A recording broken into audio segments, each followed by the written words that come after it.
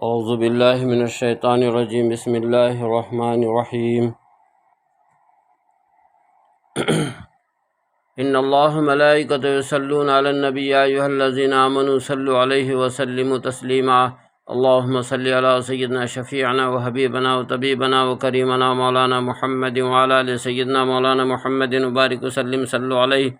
صلاۃ و سلاما علیک یا سیدی یا رسول اللہ صلی اللہ تعالیٰ علیہ وسلم۔ حاضرین، خانقاہ عالیہ خدا نمایہ میں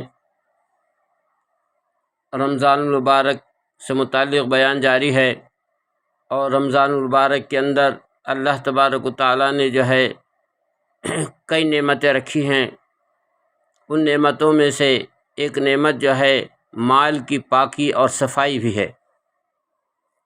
اور اس مال کی پاکی اور صفائی کا معنی زکوٰۃ کا دینا ہے۔ اور زکوٰۃ کے بارے میں اللہ تبارک و تعالیٰ ارشاد فرماتا ہے، اقیموا الصلاۃ وآتوا الزکوٰۃ، نماز قائم کرو اور زکوٰۃ ادا کرو۔ تو زکوٰۃ یہ مال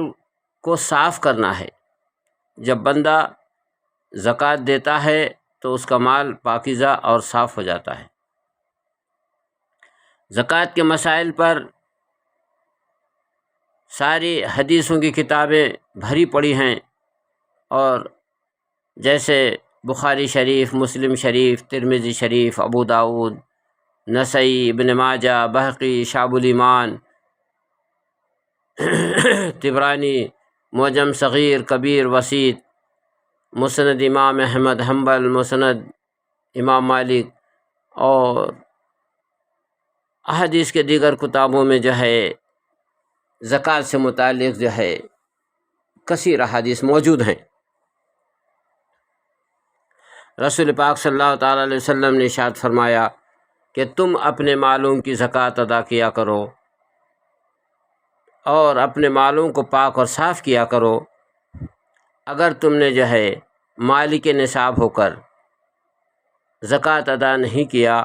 تو یہ مال کل روز قیامت سانپ کی شکل میں جو ہے ہمارے گلے میں ڈالا جائے گا،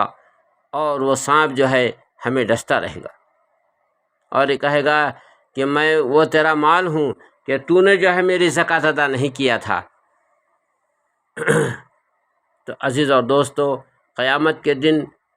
اس سانپ کی ڈسن سے اور مخلوق کے سامنے شرمندگی سے جو ہے بچنے کے لیے آج اپنے مال کی زکوٰۃ ادا کرے اور اپنے مال کو پاک اور صاف کرے۔ حاضرین، جو لوگ اپنے مال کو زکوٰۃ دے کر پاک نہیں کرتے ہیں اور اپنے مال ہی کے اندر جو ہے اس کو رہنے دیتے ہیں، تو اس کا مال جو ہے اس میل اور کچل کی وجہ سے جو ہے گھٹنا شروع ہو جاتا ہے۔ اس مال کے اندر بڑائی نہیں ہوتی ہے۔ جیسے کہ ایک درخت ہے، تو اس درخت کی جب شاخیں تراشی جاتی ہے، کاٹی جاتی ہیں، تو اس درخت کے اندر نئی شاخیں پھوٹتی ہے، اور پھر اس کے اندر نئے پھل اور پھول پیدا ہوتے ہیں، بلا تشبیہ و تمثیل۔ اسی طرح سے جب بندہ اپنے مال کی زکوٰۃ ادا کر دیتا ہے تو اللہ تبارک و تعالیٰ جو ہے اس کے لیے جو ہے نئے نئے روزی کے دروازے کھول دیتا ہے، اور نئے نئے راستوں سے جو ہے اللہ تبارک و تعالیٰ اس کو روزی عطا فرماتا ہے۔ زکوٰۃ کا مال اگر ہم نہ دیں اور زکوٰۃ ادا نہ کریں تو یہ مال جو ہے ہمارے کھانے پینے میں آنے کی وجہ سے جو ہے، ہمارے استعمال میں آنے کی وجہ سے، اور ہماری تجارت میں آنے کی وجہ سے یہ مال نقصان کا باعث ہو جاتا ہے۔ جب بندہ اپنے مال کی زکوٰۃ نہیں نکالتا ہے تو وہ مال اس کے کھانے پینے میں آ کر کے وہ اس کے گھر میں بیماریاں اور بلائیں آنا شروع ہو جاتی ہے۔ اس مال کے کھانے سے لوگوں کے گھروں کے اندر جو ہے بیماریاں داخل ہو جاتی ہے، اور پھر وہ بیماریوں کا شکار ہو جاتا ہے، اور اس زکوٰۃ سے کئی گنا زیادہ جو ہے پیسے دواخانوں میں، ہاسپیٹل میں اور علاج اور معالجے کے اندر لگا دیتا ہے، اور اس کو جو ہے خبر تک نہیں ہوتی ہے، اور وہ یہ سوچتا ہے کہ پیسہ کتنا ہی چلے جائے لیکن مجھے جو ہے شفا ملنا چاہیے، مجھے آرام ہونا چاہیے۔ تو عزیز اور دوستو، اگر آپ اپنے گھر کے اندر بیماریوں کو داخل نہیں ہونا چاہتے ہیں، نحوستوں کو اور بلاؤں کو نہیں آنے دینا چاہتے ہیں، تو آپ جو ہے اپنے مال کو جو ہے زکوٰۃ نکال کر کے پاک کر دیجئے، تاکہ جو ہے اللہ تعالیٰ جو ہے تمہارے گھر کے اندر آنے والے بیماریوں کو اور بلاؤں کو روک دے۔ اسی طرح سے جو لوگ اپنے مال کی زکوٰۃ نہیں نکالتے ہیں اور وہ مال کے اندر ہی رہتا ہے زکوٰۃ کا حصہ، تو نتیجہ یہ ہوتا ہے کہ اس مال کے اندر جو ہے بڑھوتری نہیں ہوتی ہے۔ اللہ تبارک و تعالیٰ اس میں سے برکت کے پہلو کو اٹھا دیتا ہے اور خسارے کا پہلو، نقصان کا پہلو اس میں داخل ہو جاتا ہے اور اس کو بزنس کے اندر جو ہے نقصان شروع ہو جاتا ہے۔ کبھی جو ہے اس کو جو ہے بھاؤ نہیں ملتا، کبھی بھاؤ ملتا ہے تو مال گھٹ جاتا ہے۔ تو اس طرح سے کئی طرح کے جو ہے نقصانات جو ہے اس کے تجارت میں شروع ہو جاتے ہیں، اور وہ اس بات کو سمجھ نہیں پاتا۔ تو میری گزارش یہ ہے آپ تمامی حضرات سے کہ اللہ تبارک و تعالیٰ نے جو نظام بنایا ہے کہ تم جو ہے اپنے جان اور مال دونوں کو پاک کرو، تو آپ کے جان کو پاک کرنے کے لیے روزہ ہے۔ روزہ یہ جسم کی زکوٰۃ ہے، اور مال کی زکوٰۃ جو ہے وہ رقم ہے، تو رقم جو ہے ادا کر کے جو ہے اپنے جان اور مال دونوں کو پاک کرنے کی کوشش کرو۔ اور یہ سب سے بہترین وقت ہے کہ اس ماہ رمضان المبارک کے اندر آپ زکوٰۃ جسم کی بھی نکالو اور زکوٰۃ جو ہے مال کی بھی نکالو۔ بدن کی زکوٰۃ روزہ ہے، یعنی آپ مکمل کنٹینیو روزے رکھتے چلو 30 دن تک کے، تاکہ تمہارے جسم کی زکوٰۃ ادا ہو جائے، اور مالوں کی بھی زکوٰۃ ادا کرو تاکہ تمہارا مال بھی جو ہے پاک اور صاف ہو جائے، اور اللہ تبارک و تعالیٰ جو ہے اس کو نقصانات سے بچائے اور اس کے اندر جو ہے برکت کے پہلو کو داخل کر دے، اور تمہارا مال جو ہے بڑھتا چلے جائے۔ جبکہ اللہ تبارک و تعالیٰ کا وعدہ ہے کہ تم اگر 1 حبہ 1 روپیہ میری راہ میں خرچ کرتے ہو تو میں جو ہے اس کا بدلہ 10 دیتا ہوں۔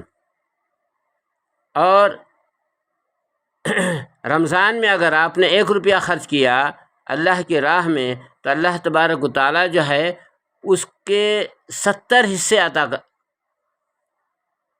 اس کے بدلے جو ہے 70 حصے عطا فرماتا ہے، یعنی 70 گنا جو ہے اس کو بڑھا دیتا ہے، تمہارے 1 روپے کے اجر کو 70 روپے کے برابر کر دیتا ہے۔ وَيُضَاعِفُ اللَّهُ، اور اللہ اس پہ بھی آگے بڑھا دیتا ہے، یعنی 100 تک بڑھا دیتا ہے وہ۔ تو عزیز اور دوستو، رمضان کے اندر جو ہے حاجت مندوں کو اپنی زکوٰۃ اور فطرہ نکال کر کے پہنچانے کی کوشش کرو۔ دوسری بات یہ ہے کہ زکوٰۃ جو ہے اس کن لوگوں کو دینا ہے، اس کو بھی شریعت نے متعین فرمایا ہے، ہم اپنے مرضی سے نہیں کر سکتے کچھ۔ زکوٰۃ یہ شریعت نے جو ٹیکس لگایا ہے ہمارے اوپر، تو شریعت نے ہی جو ہے اس کے کھاتے میں واٹ اپ کر دیا ہے، اور اس کے اندر جو ہے سب سے پہلا کھاتا ہے یتیم، بیوہ، مفلس، مجبور، یہ لوگ یہ سب سے پہلے کھاتے دار ہیں کہ اپنے زکوٰۃ کا مال جو ہے ان لوگوں پر خرچ کریں، ان لوگوں کو دیں۔ اگر آپ نے جو ہے یتیم، بیوہ، غریب، مسکین، لاوارث، مفلس ایسے لوگوں پر زکوٰۃ خرچ کیا تو اللہ تبارک و تعالیٰ جو ہے آپ کی زکوٰۃ تو قبول کر لیتا ہے، اور آپ کے جو ہے مال میں برکت اور وسعت کر دیتا ہے۔ دوسرا کھاتا شریعت میں جو ہے عابر سبیل ہے، یعنی ایسا مسافر کہ اب اس کے نزدیک کوئی چارہ نہیں ہے، یعنی کھانے کا بھی انتظام نہیں ہے، یعنی سفر کرنے کا بھی انتظام نہیں ہے، یعنی کھانے کو بھی نہیں ہے اور ٹکٹ کو پیسے بھی نہیں ہے، اور مجبور اور مفلس ہو گیا ہے، تو آپ اپنی زکوٰۃ سے حصہ جو ہے اس کو بھی دے سکتے ہیں۔ یہ دوسرا کھاتا شریعت نے واٹپ کیا ہے۔ تیسرا حصہ وہ ہے کہ عربی مدارس جہاں پر یتیم، غریب، مسکین، مفلس بچے پڑھتے ہوں، اور وہاں قرآن اور حدیث کی تعلیم ہوتی ہے، اور وہاں پر جو ہے ان کے کھانے اور پینے کا انتظام ہے، تو ایسے مدرسوں میں بھی جو ہے آپ اپنے زکوٰۃ کے مال کو دیں۔ یہ بھی ایک کھاتا ہے زکوٰۃ کی ادا کرنے کا۔ تو اس طرح سے ہم نے جو ہے زکوٰۃ کے کھاتے آپ کو بتائے ہیں، اس میں سے کسی کے اندر بھی آپ ڈال دیں گے زکوٰۃ تو آپ کی زکوٰۃ ادا ہو جائے گی۔ اپنی زکوٰۃ مسلمان مومن کو دیں، کافر، مشرک، منافق، یہودی، نصرانی، ان لوگوں کو زکوٰۃ دینے سے آپ کی زکوٰۃ ادا نہیں ہوتی ہے۔ تو اس بات کا آپ خیال رکھیں، اور اپنی زکوٰۃ کو جو ہے جو اس کے اہل ہم نے بتائے ہیں انہی کو دینے کی کوشش کریں، تاکہ آپ کی زکوٰۃ جو ہے اللہ کی بارگاہ میں قبول بھی ہو جائے اور اس کا آپ کو اجر بھی ملے۔ زکوٰۃ یہ فرض ہے اور ایمان کا ایک حصہ بھی ہے۔ مومن جو مالک نصاب ہے وہ اپنی زکوٰۃ کو نکالتا ہے۔ اس پر جو ہے انشاءاللہ ہم کل گفتگو کریں گے۔ وآخر الدعوانا ان الحمد للہ رب العالمین، استغفر اللہ ربی من کل ذنب واتوب الیہ، لا الہ الا اللہ وحدہ لا شریک لہ، لہ الملک لہ الحمد، یحیی ویمیت بیدک الخیر وہو علی کل شیء قدیر۔ استغفر اللہ۔